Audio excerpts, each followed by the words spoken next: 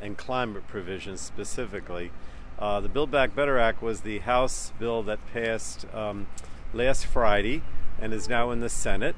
And it is the last piece, if you will, of this three-part effort by the House Democrats to not only address the COVID crisis, but also build back better, if you will, after the COVID crisis. And the first piece of that was the American Rescue Plan, which became law back in February or March, and addressed so much of the COVID in terms of giving people cash, giving people help to get the vaccines, promoting every effort to have people safeguarded and try to reduce the incidence of COVID. The second bill, which was we call it the Bipartisan Infrastructure Bill, which was signed into law last Monday. I was there with the president at the White House, was primarily focused on what I would call traditional infrastructure, bricks and mortar. But a lot of that was pro-environment as well, because it upgraded the electricity grid to promote renewables, right? It also provided funding to upgrade sewage treatment plants and for clean drinking water and removing lead pipes. But the bill that passed the House on Friday, the Build Back Better Act, is the most important from the perspective of the environment and climate action. And that's why we're here today, to talk about that and obviously urge that the Senate pass it, come back to the House, and it become law hopefully by the end of the year. So the first thing I want to talk about in that regard is the ban on oil and gas drilling off the coast. Okay. Cindy Ziff, who, as you can hear, is very enthusiastic, she made the point, which I hadn't realized, Cindy, that in fact this is the first time that the House has passed a permanent ban on oil and gas drilling off the coast. And now, of course, we're mainly concerned about the Atlantic, but it's also the Pacific and the eastern portion of the Gulf of Mexico. For years we had decades, we had counting. But we had annual moratoriums, right, which were an appropriations bill. But we never had a permanent ban. So that's, in my opinion, one of the most significant things, particularly when we're here at the ocean with so many of the groups here that care about protecting the ocean. But there's also a lot in terms of resiliency. And when I say resiliency, I think about climate action, and I'm going to talk about that primarily in terms of reducing greenhouse gases, because if you don't reduce greenhouse gases, you can have all the resiliency you want, and it's not going to make any difference, right?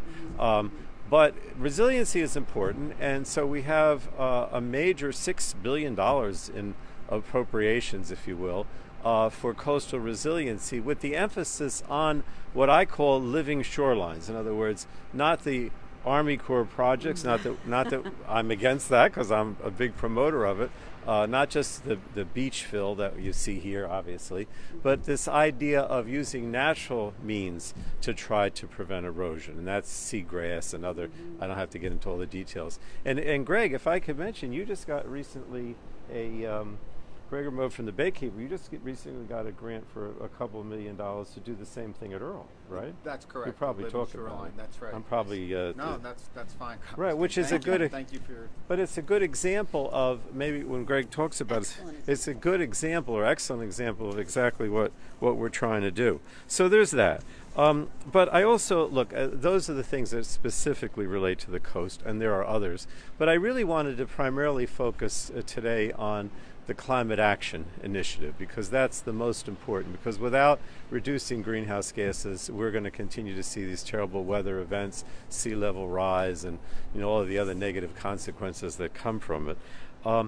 And this is the first time in the Build Back Better Act that the federal government, or the Congress, I should say, has made a real significant effort to try to deal with the climate crisis. I was at the climate conference in Glasgow just about a week ago now, or maybe it's 2 weeks, and in the final agreement, they specifically mentioned phasing out fossil fuels, really for the first time, I believe, and they also mentioned methane emissions. So I primarily wanted to focus on that.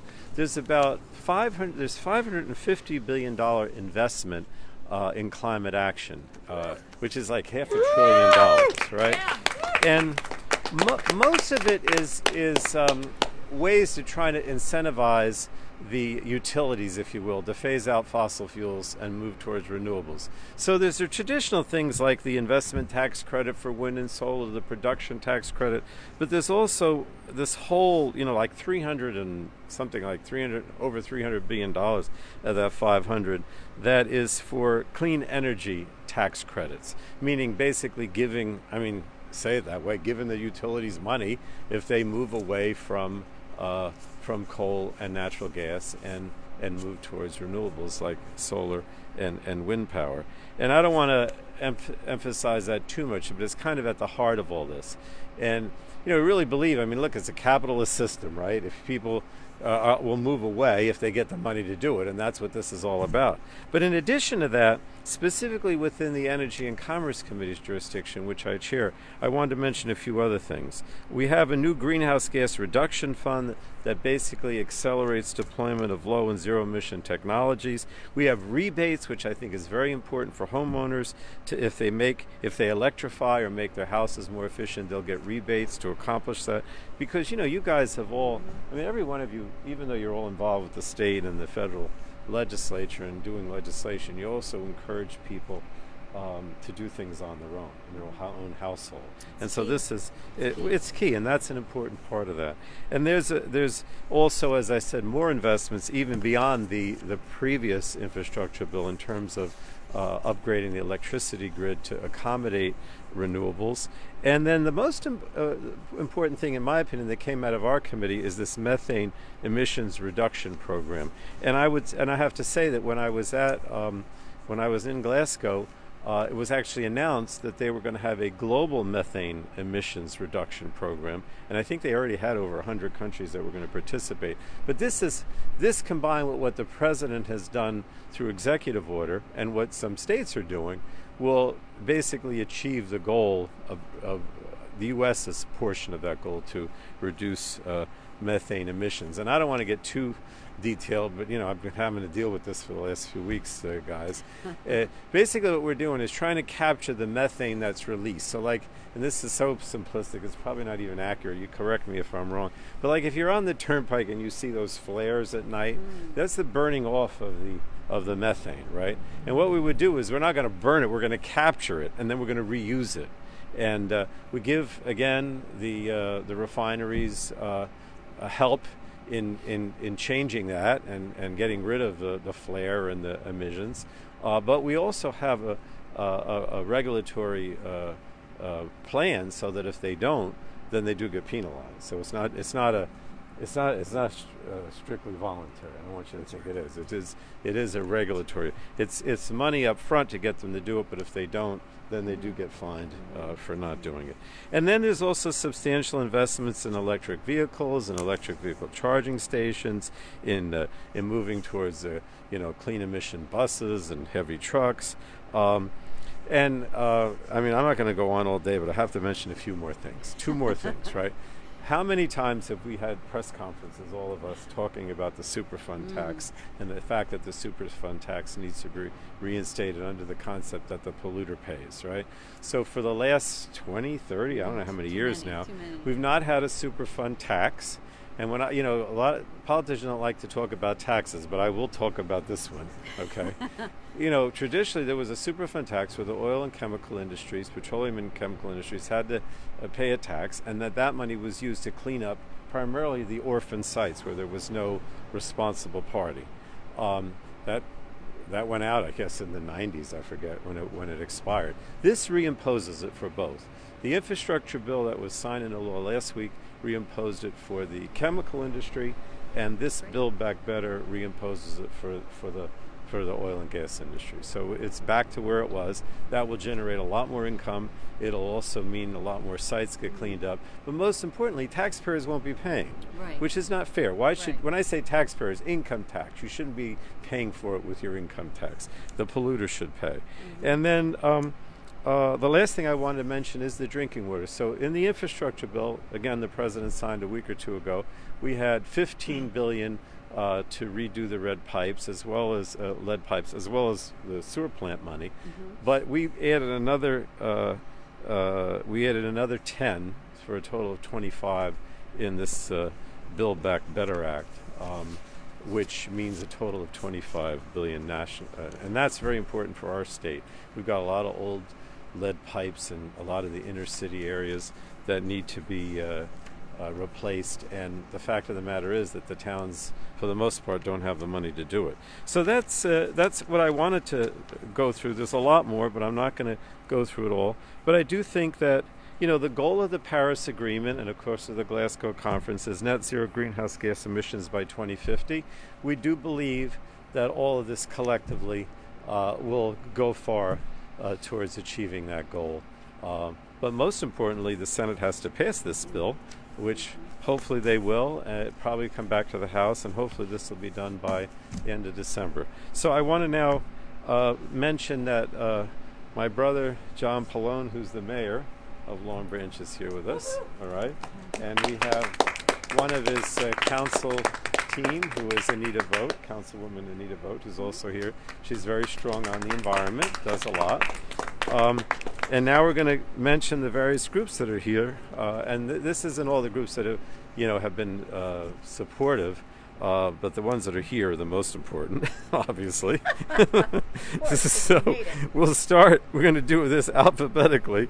It looks like it's alphabetically by first name, I guess. I don't know how we did it, but anyway, the first one is the New Jersey Conservation Foundation, represented by Amy Hansen.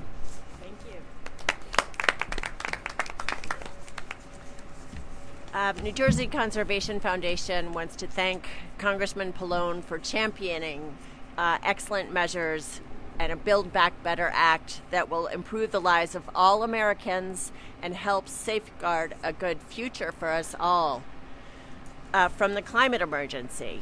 Electrifying our transportation system, including heavy-duty vehicles, will help reduce pollution in historically underserved populations, critical to addressing climate injustices.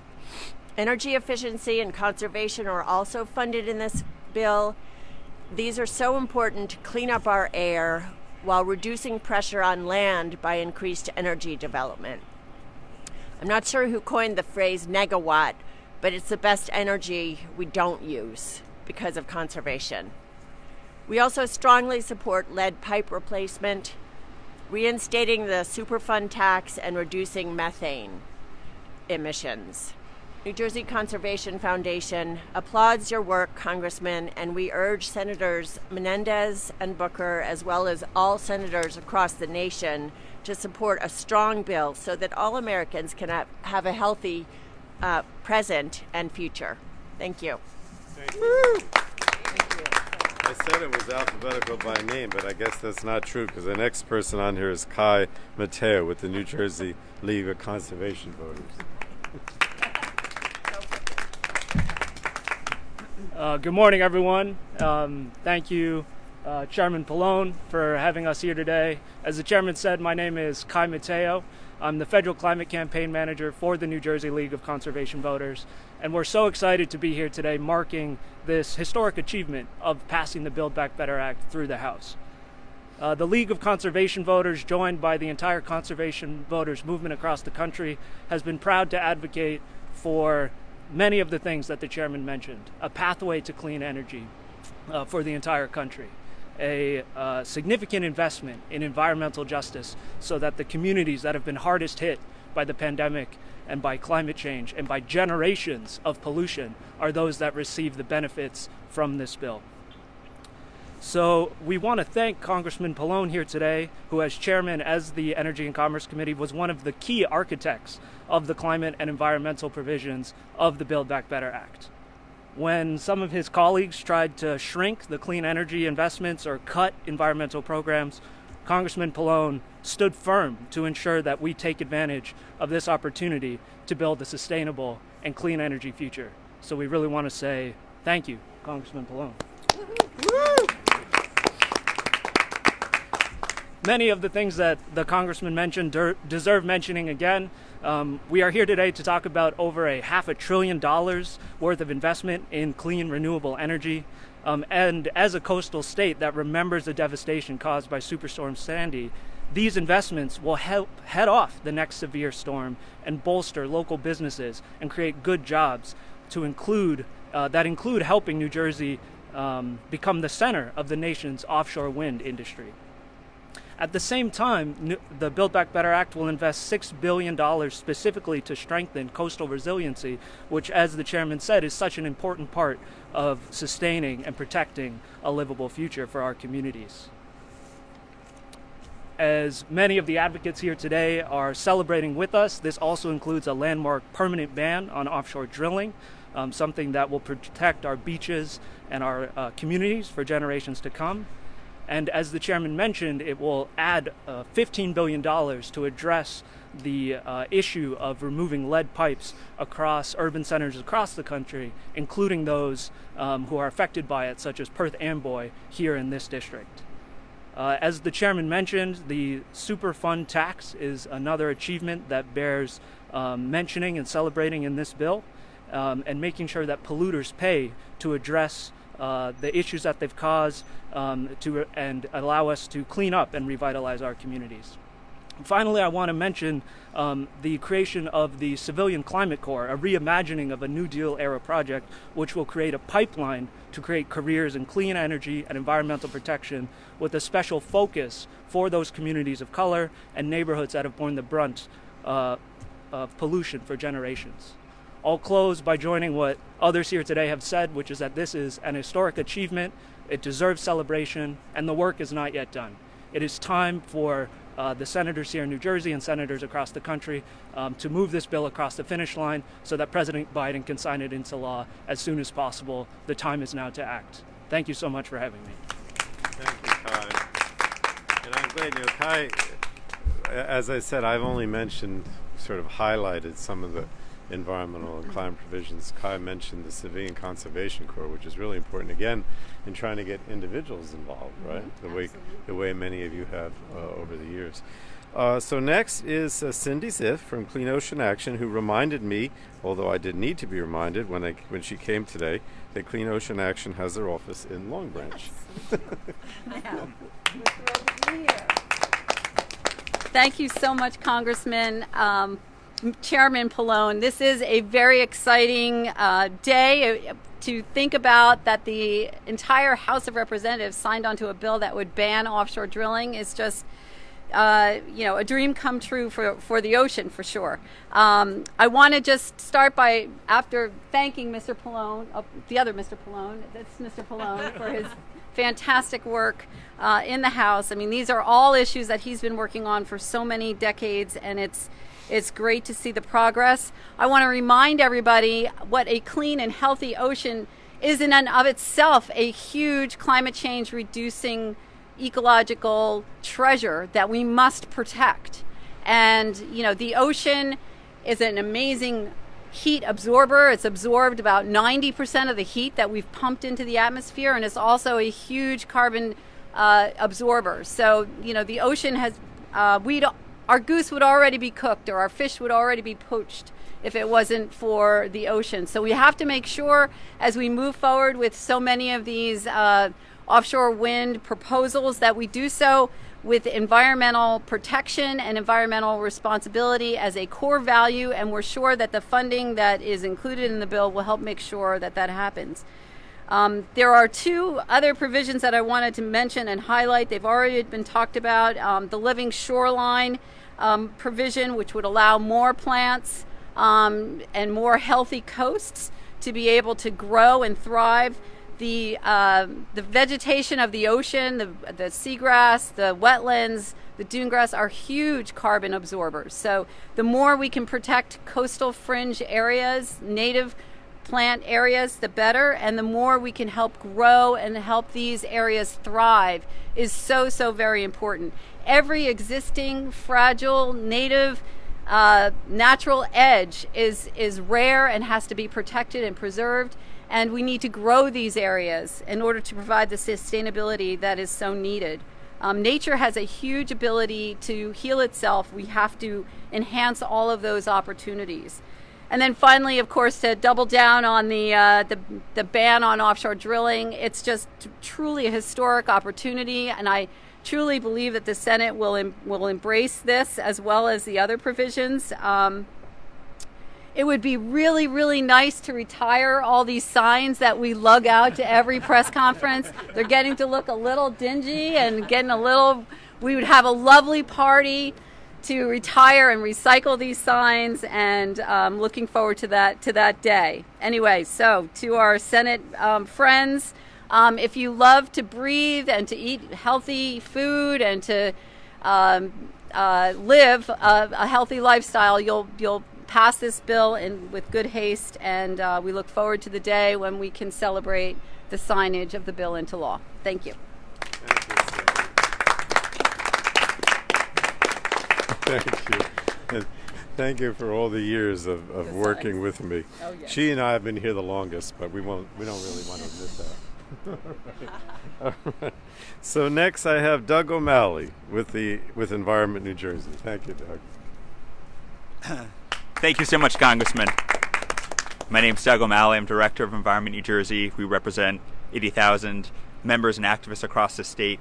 And I couldn't be more thrilled to be here with our environmental allies, with the duo of the Pallone brothers, both mayor and congressman, and with a setting that reminds us of what's at stake.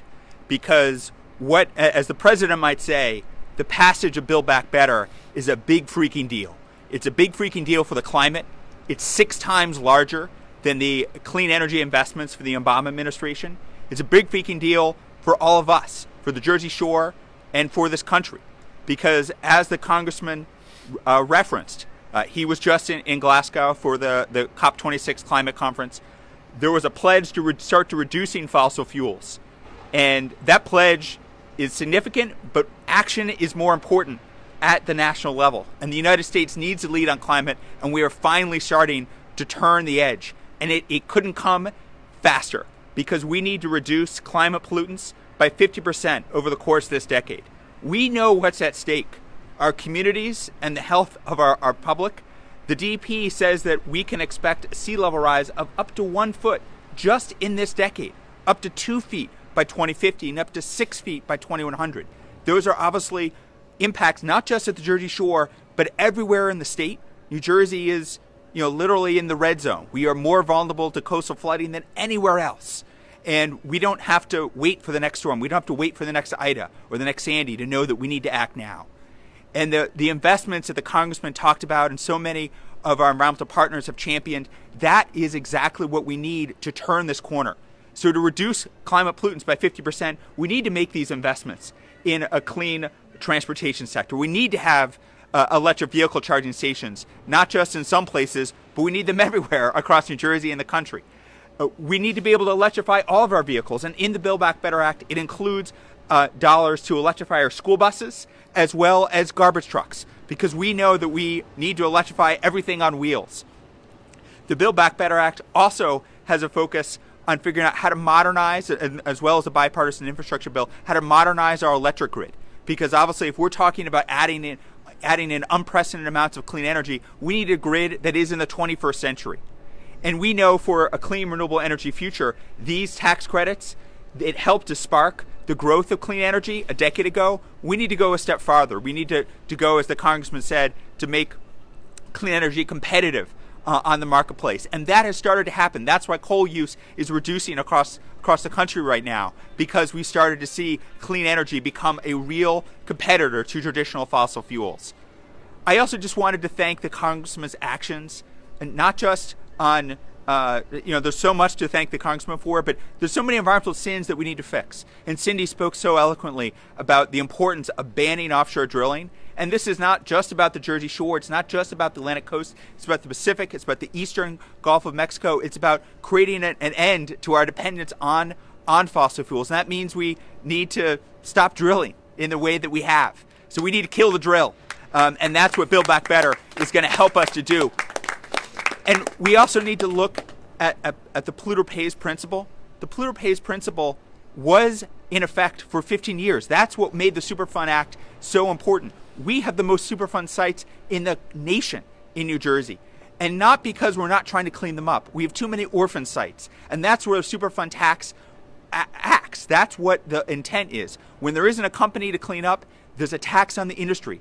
And we need to make sure that we're cleaning up these sites. Just 2 weeks ago, Governor Murphy announced a commitment on the state level to reduce climate pollutants by 50% by 2030, and he did it up in Flanders on a reclaimed Superfund site that's becoming a huge solar field. That is the future for New Jersey, and that's where the Build Back Better Act can help us to get to. But this would not have happened if we didn't have Congressman Pallone in there fighting for climate in this package, because obviously this package has been reduced. The climate provisions have stayed whole, and that is a testament to your leadership, Congressman. They would not be that way without you in Congress fighting for us and fighting for our climate future. And we have to remember now, we're not all the way there.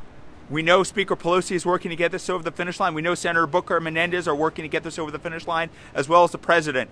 And the best holiday gift we could all have in this era of gratitude and this moment of gratitude around Thanksgiving is to be able to finally build back better by passing this act in the Senate. So thank you again. Thank you, Doug. You're so articulate about all of this. But thank you also for mentioning the state role, because, you know, it's interesting that when Trump was president, dare I mention it, and really did so much, you know, tried to withdraw from the Paris Agreement and cut back on environmental enforcement. But even though there wasn't a federal climate action plan, because a lot of states, particularly New Jersey with Governor Murphy, were implementing climate action on the state level, it did help in a significant way towards trying to reach the Paris Agreement goals. So the state action is important in combination with what the federal government does. So last but not least, certainly, is Greg Rameau, New York, New Jersey Baykeeper. And I don't want to tell him what to talk about, but I do want you to talk about this grant and how it relates to what we're trying to do. Got it. Thanks so much. I'm Greg Rameau, New York, New Jersey Baykeeper. We work around the densely populated, urbanized New York, New Jersey harbor, which means Raritan Bay and Passaic River, Hackensack River, Lower Raritan River, and around New York Harbor. Our colleagues have done a wonderful job, and the Congressman obviously, of outlining why the Build Back Better Act is so important and why there's so many elements within it that are crucial to protecting the public and our environment. I'm going to focus on the few that are more aimed towards the urbanized areas. If our great friends Kim Gaddy from Clean Water Action and Melissa Miles from New Jersey Environmental Justice Association were here today, no doubt they would be talking about the opportunity to move more lead from our drinking water pipes, amongst other provisions that are really critical. From Baykeeper, we can't thank the Congressman enough. We all try, but we can never thank the Congressman enough for this on top of everything else. But reinstating the Superfund tax, and as the Congressman said, it's almost a misnomer, because the Superfund tax saves taxpayers billions of dollars. The billions of dollars it's taking to clean up sites, it's the corporations, the polluters who pay, the corporations who created those contaminants pay, not the taxpayer. So it's actually a taxpayer reduction clause in this bill. We're thrilled that along with reducing greenhouse gases, the on the ground side is putting in better resiliency, and not just, there are places where hard structures make sense. Hoboken comes to mind. There's just nothing else you can do. But there's so many places where instead of taking the Army Corps approach of just overbuild, overconstruct, not worry about the environment, when you use green infrastructure and living shorelines, as Cindy talked about and so many of our colleagues do, is that what you're talking about is you're preserving nature and enhancing nature. You're keeping fisheries and you're keeping wildlife habitat while providing flood control. When you restore marshes, and when you take living shorelines, which are a mix of marsh grasses and different marine organisms like oysters or rib mussels. And the idea behind living shorelines is they actually grow as the water line increases. As climate change, unfortunately, increases the flooding and the amount of water coming in, living shorelines hopefully will keep pace, but they do a better job. They're not static. You don't have to keep bringing in another wall. You don't have to look at $30 billion tide gates that won't work because they won't work in the first place. We won't be able to support, make the payments to keep them operable, and they're not needed. They would hurt the estuary and the ocean.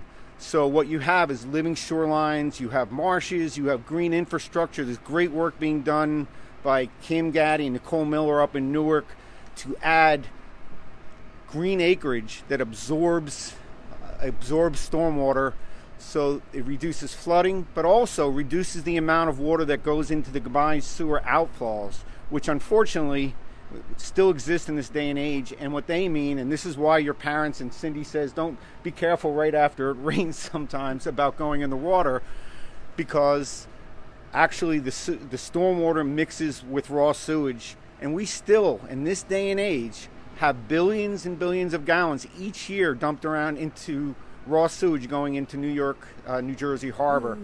Yeah. So these are some of the many really important aspects of the Build Back America Act that we need to support, and we're so happy that it was supported and led by Congressman Pallone in the House, and now it needs to pass the Senate and get signed by President Biden. Thank you very much. Thank you, Greg. And again, many of the environmental advocates today are talking about additional things that I haven't brought up. Greg talked about research and innovation. I didn't even mention that the Build Back Better Act has a $15 billion in grants and loans to support innovative technology. So there's a lot more research too to try to come up. And it also, John, I should mention too that, and this actually was an idea that came from the the League of Mayors, not the League of Municipalities, but the Mayors League. It was what's his name? Brian Waller, mayor of Piscataway, encouraged us. There's $5 billion for states and municipalities to develop and implement climate pollution, so the towns can actually apply. Actually, I think there might even be a block grant. No, I guess it's not a block grant, where you can apply to do things locally as well, and that was a big thing for the National Mayors Association. I mean, there's so many things, I can't get through them all, but look, no, you can't really. But anyway, I want to thank everybody, really, all of you, because you've been advocates for so many years, and you really have. And the main thing now is to get this passed in the Senate, which I believe it will. There may be changes, but I really don't think you're going to see major changes. And the reason I say that is because we worked with the Senate, not only with Chuck Schumer, but with Manchin, with Sinema, and others. And so most of what's in this bill has been agreed to by the Senate. So hopefully, we can, another few weeks, we'll see, and we'll see an actual bill that the president can sign. There's any questions from, go ahead. So one of the sticking points in this has been the salt deduction, particularly Yes. delegation. It's back in the House version, the threshold's been raised. Are you concerned that that's something that could be on the chopping block as this moves forward? And is there anything of the accomplishments that you've outlined that you would be willing to sacrifice to keep salt in? Where does salt rank in the priorities? I don't think that, let me put it to this, over $200 billion in this plan to pay for the salt. And as you know, it takes it from a $10,000 deduction up to $80,000, which is significant, right? And that's very important for states like New Jersey, where people traditionally, were able to deduct the full extent of their property taxes, their sales tax, if they, had a small company, their state income tax. What's happening in the Senate, from what I understand, is that there's an effort to have some kind of an income cap. In other words, like, maybe I think one of the proposals is if you make more than $400 million a year, then you can't deduct up to $80,000, right? Oh. Now, I know. So, I'm sticking with the House version. But if something like that happens, it's still going to be, most people will still be able to benefit, from it. So I don't think that that's the kind of change you might see, some kind of a cap on who's eligible for this up to 80, and from the very wealthy. And building on some of the reaction, I mean, is that 80,000 threshold a little too generous? There's a lot of people in New Jersey and high-tax states where they pay in the 10 to 20,000 range in property taxes who don't make. Well, you have to remember, though. Well, but you have to remember, it's not just property taxes, right? It's your state income tax. I mean, like let's say, I don't know, maybe this isn't a good example, but I'll use one, right? So like say, you're a family of 4, right? You have your property taxes, which, in New Jersey can be, I don't know, I think the average is like maybe 8,000 or 9,000, but many people pay 15 or 20, right? Then in that same household, say one of the spouses, goes to work and gets a salary, but the other has like a little small business, right? Well, they pay the sales tax on their small business, right? And we say small, but you might be making 30, 40, 50,000 or more with that small business, probably more. And then you have your sales tax that you used to be able to deduct, and then you also have your income tax. So it's very easy to get up, to maybe not as high as 80 in most cases, but to go to 30, 40. So I think that's why the 80 makes sense.